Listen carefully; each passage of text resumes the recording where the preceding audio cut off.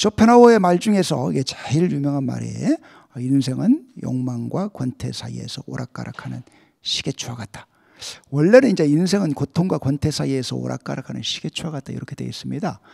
근데 이제 쇼펜하우어가 이제 말하고자 하는 바를 조금 더 분명하게 하기 위해서 이제 고통 대신에 제가 욕망이라는 말을 썼는데요. 일단은 이제 우리들이 보통 겪는 그 고통은 어디서 비롯되는 거겠습니까? 이런 사상은 이제 불교의 사상이랑 상당히 유사한 건데, 보통 이제 우리들의 그 욕망이 충족되지 않는 데서 우리들의 고통이 생기는 거죠. 근데 정작 또 이게 욕망이 충족되면 어떻게 되나요? 얼마 안 있어서 권태가 찾아옵니다. 뭐 그러다가 이제 또 어떤 새로운 욕망에 또 사로잡혀가지고 그 욕망이 또 시달리고, 그 욕망이 충족되면 또 다시 어떤 권태가 또 찾아오고, 이제 이런 게 인생이라는 겁니다. 그 어린애들이 그 노는 걸 보면 이런 게 아주 분명히 드러나죠. 뭐 어린애들이 제일 바라는 것은 장난감 같은 거죠. 장난감이나 인형 이런 건데, 뭐 자기가 원하는 장난감을 갖지 못하면 그 이제 충족되지 못하는 그 욕망 때문에, 그 결핍감 때문에 막 힘들어하죠. 괴로워하죠. 그러다가 그 장난감을 갖게 되면 어떻게 되나요? 그 만족감이 오래 가지 않습니다. 뭐 일주일이나 열흘 가면 많이 가는 거죠. 그러다가 이제 뭐 권태감에 사로잡히는 거죠. 심심해 죽겠다. 뭐 재밌는 게 없을까? 그러다가 이제 또 뭐 새로운 장난감을 발견하면 이제 그것에 대한 욕망이 막 사로잡히고, 뭐 부모님이 이제 졸리다 못해서 또 그걸 또 사주면 얼마 안 가서 또 권태에 사로잡히고. 근데 쇼펜하우어가 보기에는 우리 어른들의 삶이라는 것도 그 어린애들의 삶이랑 본질적으로 차이가 없다고 보는 겁니다. 다만 뭐가 달라질까요? 뭐 욕망의 대상이 달라질 뿐인 거죠. 뭐 장난감에서 뭐 좋은 직장이라든가 좋은 대학이라든가 뭐 좋은 집이라든가 뭐 이제 이런 걸로 이제 바뀌는 거죠. 아니면 아름다운 어떤 이성이라든가 이런 걸로 바뀌는 거죠. 근데 이제 아무리 이게 강한 욕망의 대상이라도 일단 갖게 되면 그 감흥이 뭐 오래가지 않습니다. 내가 참 이게 뭐 저기 한 30평대 40평대 아파트에 살고 싶었는데 막상 갖게 되면 어때요? 그 감격이 뭐 한 3, 4개월밖에 안 가는 거죠. 모든 게 다 그렇습니다. 그래서 이제 쇼펜하우어가 보기에 우리 인생이라는 것은 이게 욕망과 충족되지 못하는 어떤 그 욕망에서 오는 고통과 이 권태 사이에서 오락가락하는 시계추다. 쇼펜하우어는 이게 천국에 가도 사실은 이게 별것이 없다고 봤어요. 천국에는 뭐가 지배할까요? 천국에는 이게 권태가 지배할 거라고 봤습니다. 지옥에는 이제 충족되지 않은 어떤 욕망만 지배하겠죠.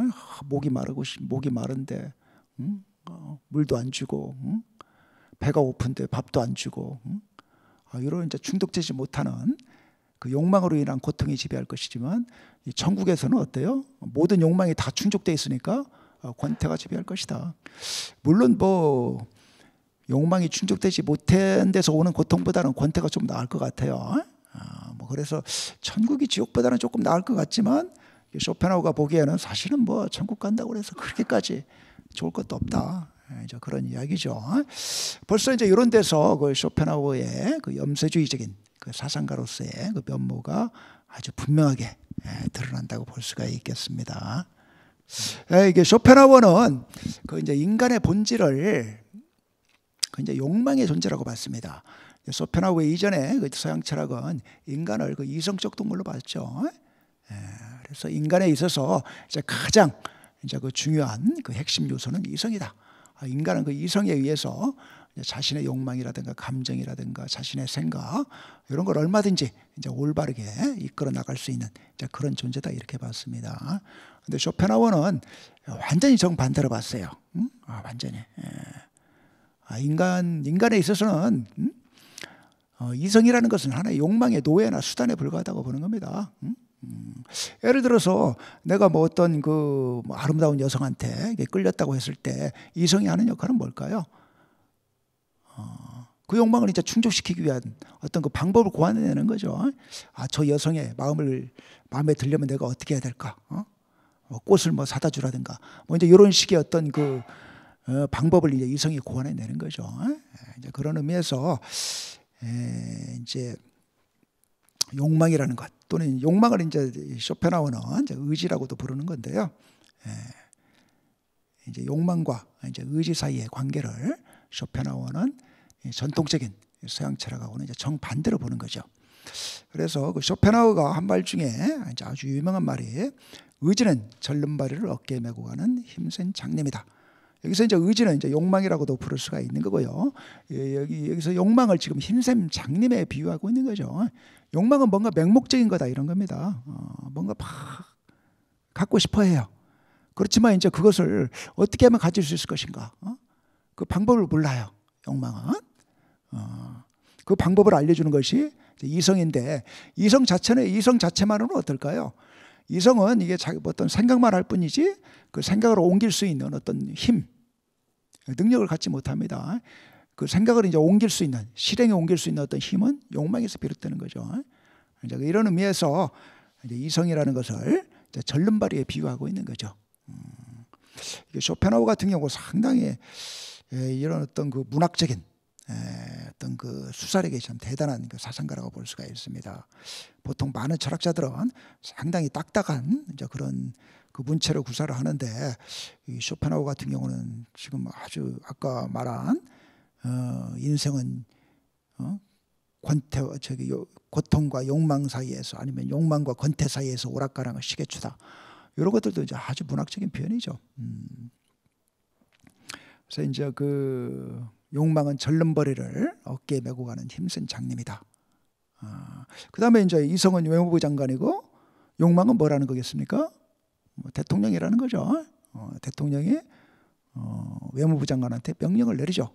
지금 뭐 이런 자원이 필요하니까 너는 뭐 저 나라에 가가지고서 그런 자원을 우리나라한테 수출할 수 있는, 수출하도록 하는 뭐 그런 뭐 계약을 받아오라든가 뭐 이런 식의 명령을 내리는 것이고, 그러면 이제 외무부 장관은 이제 온갖 이제 수단을, 방법을 이제 고안을 해가지고 이제 그런 계약을 이제 체결할 수 있는 이제 그런 이제 방법을 이제 제안을 하는 거겠죠. 그래서 이제 우리 그 욕망이라는 것이 이제 이성보다도 훨씬 더 강한 것이기 때문에, 쇼펜하우어는 우리가 그 상대방을 설득하려면 상대방의 이성이 아니라 상대방의 이익이라든가 욕망, 이런 것을 이제 호소해야 된다. 막 논리적으로 따져가지고서 이게 상대방을, 서로 어떤 이해관계가 막 이게 아주 서로 첨예하게 이제 대립하는 상황에서 논리적으로 상대방 이게 설득할 수 없다는 거죠. 이렇게 하자. 그러면 너한테도 유리하다. 뭐 나한테도 좋겠지만 너한테도 유리하고, 아니 뭐 경우에 따라서 네가 더 유리할 수도 있다. 뭐 이런 식으로 그 상대방의 욕망에 호소해야지 그게 먹혀 들어간다. 이제 그런 이야기죠.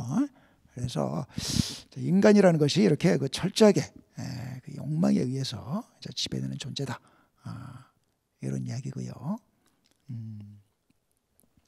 그 다음에 이제 그 쇼펜하우어가 이제 가지고 있는 아주 그 이제 중요한 이제 특색 중에 하나가, 이 서양 철학자들 중에서 거의 이제 그 19세기까지, 쇼펜하우어는 이제 그 19세기에 저기 18세기하고 이제 19세기 초반에 걸쳐서 그 이제 활동했던 이제 철학자인데, 이제 그 당시까지만 하더라도 이게 동양에 대한 어떤 그 경멸이라든가 무시, 그런 게 서양에서는 상당히 그 강하게 지배하고 있었죠.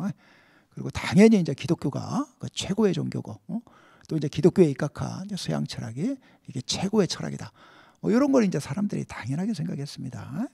근데 유독 쇼펜하우어만이 그 인도 철학과 불교를 서양 철학과 기독교에 비해서 훨씬 더 뛰어난 철학이자 그 종교로 봤습니다.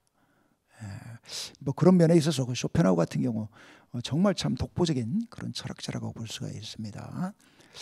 그 이제 쇼펜하우어가 유명해지고 나서 이제 그것과 아울러서 이제 서양에서 이제 불교에 대한 관심이 상당히 이제 많이 높아졌다고 볼 수가 있습니다. 그래서 그 서양에 이제 불교가 이제 많이 어떤 그 전파되는 데 있어서는 쇼펜하우어의 그 영향도 또 기여도 뭐 상당히 크다. 그렇게 이야기할 수가 있습니다. 그래서 그 쇼펜하우어가 이제 한 말 중에 나는 칸트에게서 절반을 배웠고 인도에서 전부를 배웠다. 이런 이야기를 하고 있습니다. 뭐 나중에 보겠지만 쇼펜하우어의 철학 체계는 칸트 철학을 상당히 그 구조면에 있어서 이제 계승하고 있는 측면이 있는데, 이제 그 본질적인 내용은 칸트보다도 오히려 뭐 우파니샤드라든가 불교하고 훨씬 더 가깝다. 자기 철학의 내용은 그렇게 이야기를 하는 거죠. 그래서 그 쇼펜하우어 같은 경우는 뭐 이제 불교 경전도 읽었지만 특히 이제 그 우파니샤드, 쇼펜하우어는 그 이제 그 우파니샤드의 철학, 우파니샤드의 철학하고 그 불교 철학을 서로 이게 더 동일하다고 봤습니다. 본질적으로. 이제 어느 정도 좀 이제 오해가 있는 생각이라고 볼 수가 있는 건데, 어떻든 그 쇼펜하우어는 그 우파니샤드에 아주 그 심취해가지고 자기 전에 항상 그 우파니샤드를 읽고 잤다고 그러죠. 그래서 그 우파니샤드에서 아주 이제 큰 위로를 이제 받았다고 합니다. 이제 지금까지 이제 쇼펜하우어가 이제 누구인지를 좀 살펴봤고요. 뭐 쇼펜하우어의 사상에 대해서도 어느 정도 제가 좀 이제 언급을 했는데, 뭐 지금부터는 이제 쇼펜하우어의 사상에 대해서 조금 더 본격적으로 이야기를 해보겠습니다. 이 쇼펜하우어는 이 세계가 이제 현상계와 이제 물 자체의 영역으로 나눠져 있다. 세계를 이런 식으로 이제 구별한 사람은 뭐 플라톤이기도 하지만 아까 말씀드린 칸트이기도 합니다. 칸트 같은 경우가 이 세계는 이 현상계와 물 자체계로 이루어져 있다. 우리가 이렇게 지각하는 세계, 우리한테 나타나는 세계, 현상하는 세계죠. 그 세계는 사실은 실제가 아니다. 실제는 우리한테 보이지 않는다. 감춰져 있다. 이제 그렇게 이제 칸트는 이제 주장을 했는데, 쇼펜하우어도 이제 그런 주장을 받아들이고 있습니다. 우리가 이게 지각하는 세계, 우리가 보는 세계는 어떤 세계인가요? 다 이렇게 그 개체들로 이루어진 세계죠. 뭐 여러분들도 다 개체고, 뭐 저도 개체고, 이렇게 어떤 특정한 시간과 공간상의 한 그 개체들로 나타나는 그런 세계죠.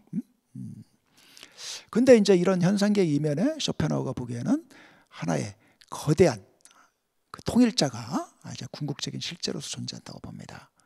이런 어떤 궁극적인 어떤 통일자가 이제 이 개체들로 이게 분화돼서 나타난 것이 우리가 살고 있는 이 현상계라고 보는 거죠.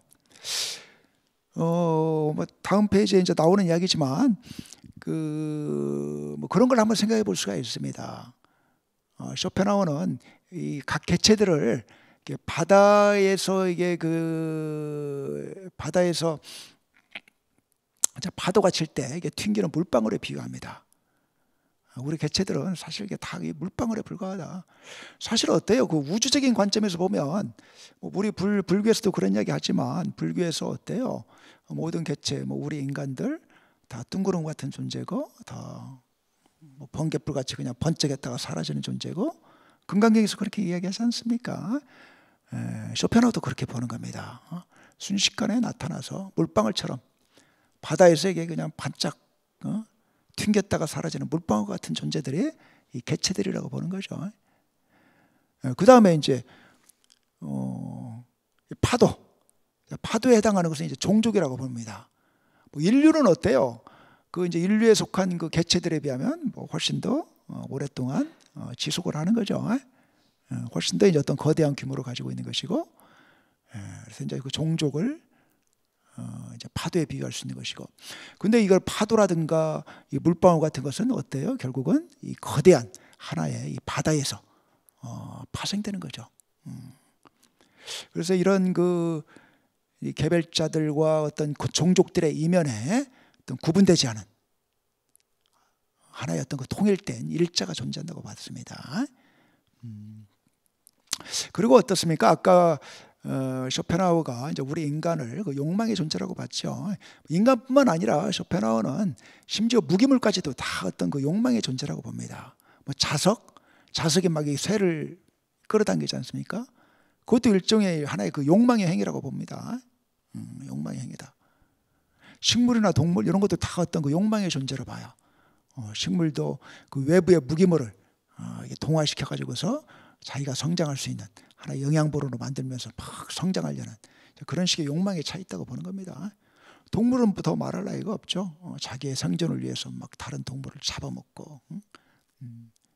그러니까 모든 개체들이, 현상계의 이 모든 개체들이 다 욕망의 존재니까, 그러면 이 근원적인 실제라는 것도 어떤 존재여야 될까요? 어떤 맹목적인 하나의 그 욕망의 존재일 거라고 추측을 하는 겁니다. 추측입니다. 어디까지나 이 근원적인 실제는 우리가 뭐 지각하거나 뭐 관찰하거나 뭐 실험하거나 그럴 수가 없습니다. 그러니까 일종의 하나 형이상학적인 사변을 하는 거죠. 그럴 것이다. 그럴 것 같다. 벌써 이제 이런 점에 있어서도 이게 쇼펜하우어의 사상은 기독교랑 완전히 다르죠. 기독교에서는 어때요? 어떤 선한 신, 선하고 자비롭고 정의로운 신이 이 세계를 창조했다, 이렇게 보지 않습니까?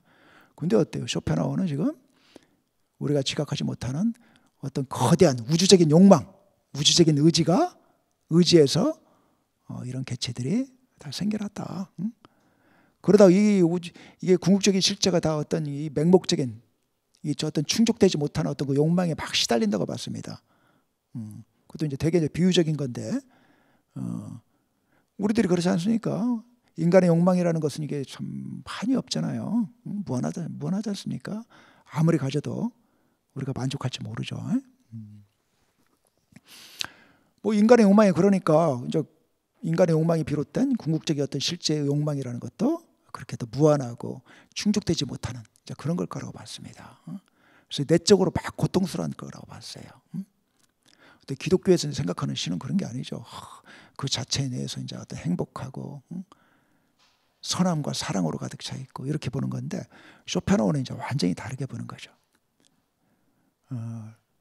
그래서 이제 이 궁극적인 실제가 이런 어떤 그 충족되지 못하는 욕망에 시달리다 보니까 거기서 비롯되는 모든 개체들도 충족되지 못하는 욕망에 시달리고, 그 욕망을 충족시키기 위해서 그냥 서로 투쟁하고 갈등하고, 그렇다고 보는 거죠. 그래서 쇼펜하우어는 이 세계를 이게 생각할 수 있는 세계 중에서 이게 가장 이 추악한 세계다, 제가 그렇게 봤어요. 예, 그래서 지금 이제 뭐 그런 이야기를 제가 지금 정리를 여기서 해놓은 겁니다. 예, 이제 개별자들로 이루어진 현상계의 근저에는 어떤 통일적이고 우주적인 어떤 하나의 욕망이 존재한다. 이런 이제 개체들은 이 근원적 의지의 이제 간접적 표현이다. 그리고 이제 이런 개체들이 이제 가지고 있는 가장 큰 욕망은 어떤 자기 보존의 욕망, 어떻게든 간에 살고자 하는 욕망이다. 그 다음에 이제 이 종족, 우리 인간 같으면 이제 인류죠. 인류라는 것은 이제 근원적 의지의 이제 직접적 표현이다. 그런데 이제 우리 각 개개인에는 어때요? 뭐 자기 보존의 욕망도 있지만 또 그 종족 보존의 욕망도 있죠. 자식을 낳아가지고 자기를 번식하고 싶은 욕망이 있습니다. 뭐 번식하고 싶은 어떤 욕망을 의식적으로 갖지는 않다 하더라도 어떻든 그 모든 부모들이 그 자식에 대한 그 엄청난 사랑을 갖죠. 오히려 자기보다도 자식을 위해서 모든 걸 다 희생할 수 있다고 생각을 하는 거죠. 그러니까 쇼펜하우어 같은 경우 이게 종족 보존의 욕망이 자기 보존의 욕망보다 훨씬 더 강하다, 제가 그렇게 이야기를 합니다. 동물 세계에서는 그런 게 훨씬 더 잘 드러나죠. 뭐 사마귀들 같은 경우 그 수컷이 그 암컷에게 그 자식에게 영양분을 공급하기 위해서 그 암컷에게 잡아먹히잖아요. 뭐 그런 식으로 그 희생하는 행태가 상당히 분명히 드러나죠. 그래서 이제 그런 의미에서 이제 또 종족이 개체보다 더 강한 것이고,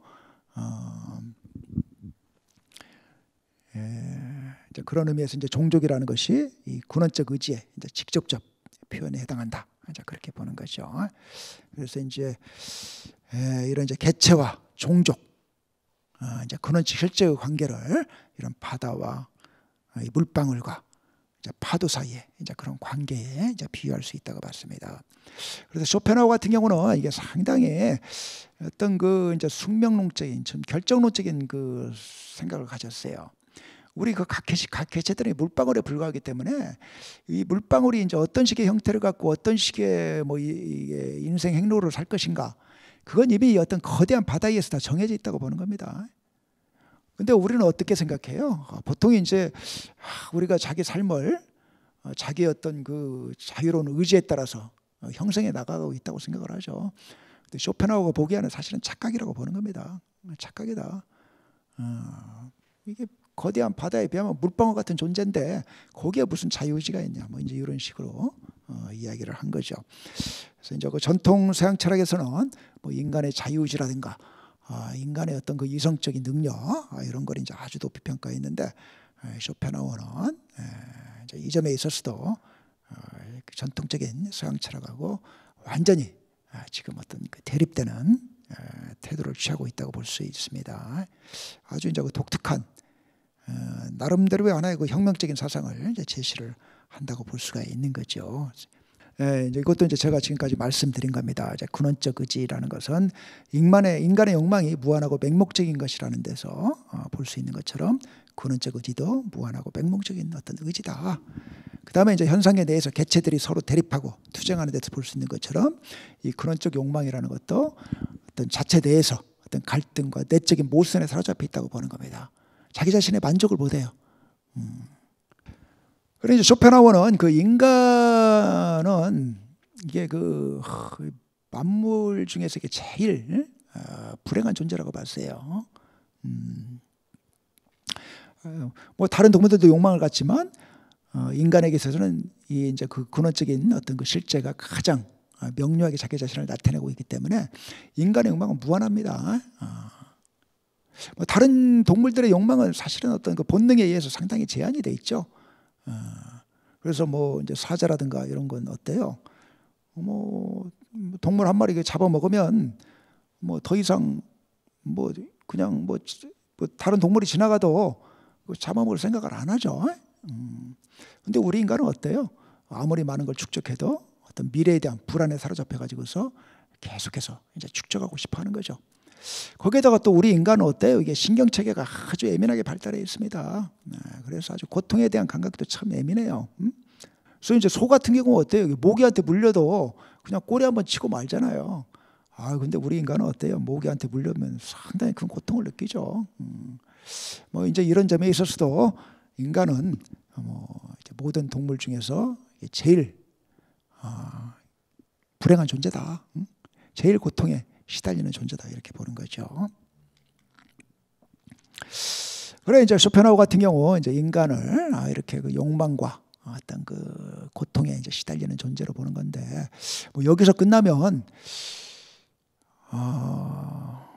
이게 상당히 이제 좀 뭐 무책임한 이제 그런 식의 철학이 되겠죠.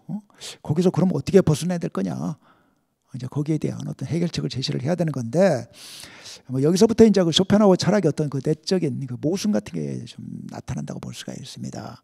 지금까지는 이제 이성이라는 것이 어떤 이성의 노예고 도구라고 이야기를 했는데 갑자기 이제 이성을 통해서 그 욕망을 우리가 뭐 제어할 수 있다. 뭐 이런 식의 이야기를 합니다.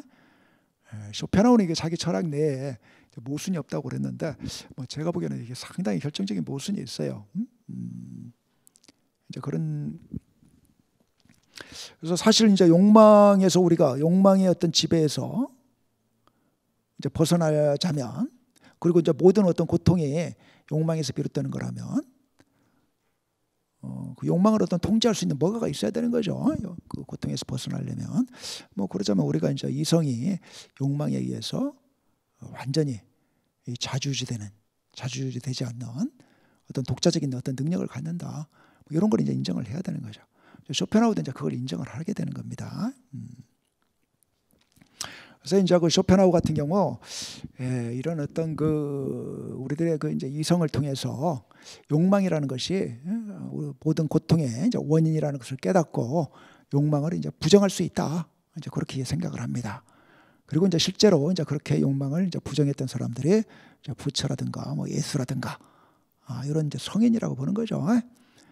그래서 이제 욕망이 뭐 의지가 이제 덜 흥분할수록 고통도 적다.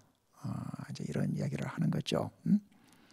이제 우리가 사는 자본주의는 어때요? 이것과 완전히 다른 그 방식을 취하는 거죠. 이제 모든 욕망을 다 충족시키는 방향으로 어떤 그 고통을 줄이려고 하는 거죠. 너 이거 갖고 싶으냐?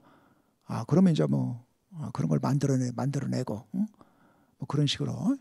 근데 이제 쇼펜하우어나 이제 기존의 이제 그 서양의 이제 그 뭐 에픽테토스라든가 뭐 에피쿠로스라든가 이제 이런 그 철학자들, 이제 금욕주의적인 입장을 취했던 철학자들을 보면 이 사람들은 욕망을 이렇게 그 충족시키는 형태로는 우리가 결코 행복해 줄 수 없다고 봅니다. 인간의 욕망은 이게 밑빠진 독과 같기 때문에 욕망을 충족시키기로 하자면 이게 도저히 충족시킬 수가 없다고 보는 겁니다. 그래서 이제 인간이 행복하기 위해서는 욕망을 가능한 한 이제 줄이는 이제 그런 방식을 취할 수밖에 없다고 보는 거죠. 그래서 그 쇼펜하우어는 이제 그 금욕을 주창을 하는 겁니다. 그래서 이제 개체 보존 욕구와 그 결부되어 있는 이제 식욕을 이제 우리가 억제해야 된다. 그래서 이제 뭐 맛있는 거라든가 뭐 많이 먹으려고 한다든가 이런 것들을 스스로한테 이제 금해야 된다는 거죠. 그래서 쇼펜하우어는 그 이제 자살 같은 것도 이제 경우에 따라서는 이게 상당히 좀 긍정할 만하다고 그랬는데, 이게 뭐 어떤 현실적인 고통 때문에 어떤 뭐 자살로 이제 도피하는 뭐 그런 식의 어떤 그 자살이 아니라 그냥 스스로 어떤 자발적인 어떤 아사를 택하는 거. 실제로 뭐 그런 사람이 그 독일에 있었나 봐요. 그런 걸 이제 상당히 높이 평가하죠. 스스로에게 이제 어떤 이제 그 금식을 통해 가지고서 이제 먹고 싶은 욕망을 완전히 이제 극복을 하는 거죠. 그런 거는 이제 오히려 이제 자기의 욕망을 철저하게 다스린 것으로 보면서 상당히 긍정적으로 보고 있습니다. 그 다음에 이제 종족 번식욕과 결부된 이제 성욕, 이제 이것을 우리가 이제 스스로에게 이제 금해야 된다. 그 다음에 이제 이기심과 결부되어 있는 이 탐욕, 뭐 재물에 대한 탐욕이든 뭐 명예에 대한 탐욕이든 이런 걸 이제 금지하는 이제 청빈, 요 세 가지를 우리가 이제 실현해야지 진정으로 이 고통에서 벗어날 수가 있다. 이제 그런 이야기를 지금 하고 있습니다. 그때 이제 쇼펜하우어 같은 경우 이게 이제 우리가 그 진정한 행복을 누리려면 이렇게 이제 막 욕망을 부정하려는 의지 자체도 이게 부정해야 된다고 보는 겁니다. 불교에서도 그런 이야기 하죠. 뭐 깨달으려는 욕망조차도 버려야 된다 이런 이야기 하죠. 좀 그런 거랑 지금 비슷한 이야기를 하는 겁니다. 이런 어떤 이제 금욕주의적인 의지마저도 우리가 이제 버려버릴 때, 자기의 욕망을 이제 부정하려는 그런 욕망조차도 이제 버려버리면 흡사 이제 외부에서 이제 주어지는 것처럼 여기서는 이제 지금 무의 상태라고 그랬는데, 뭐 기독교식으로 말하면 이제 하나님의 은총 같은 것이겠고, 이제 불교식으로 말하면 이제 깨달음 같은 거죠. 어떤 하나의 희열, 환희 같은 것이 우리를 찾아온다. 그런 이야기죠. 제가 보기에 뭐 쇼펜하우어가 이런 걸 경험하지는 않았을 것 같아요. 쇼펜하우어 자신이 사실 이렇게 뭐 세 가지 이제 금욕을 이야기를 하지만 본인 스스로 이런 뭐 금욕의 노력을 하지는 않았습니다. 그러니까 이제 불교 책이라든가 또 이제 기독교에서 마이스터 에크하르트 같은 이제 그 신비주의자들의 이제 책을 읽고서 이제 그런 식의 이제 그 경험을, 그 사람들의 그 경험을 이제 이런 식으로 지금 표현을 하고 있는 거죠. 그래서 이제 그런 이제 금욕주의적인 의지마저 이제 버리면서 모든 욕망에서 우리가 벗어날 때 이런 어떤 빛이 넘치는 어떤 그 황홀경을 경험할 수가 있다. 이제 그런 얘기를 하는 거죠.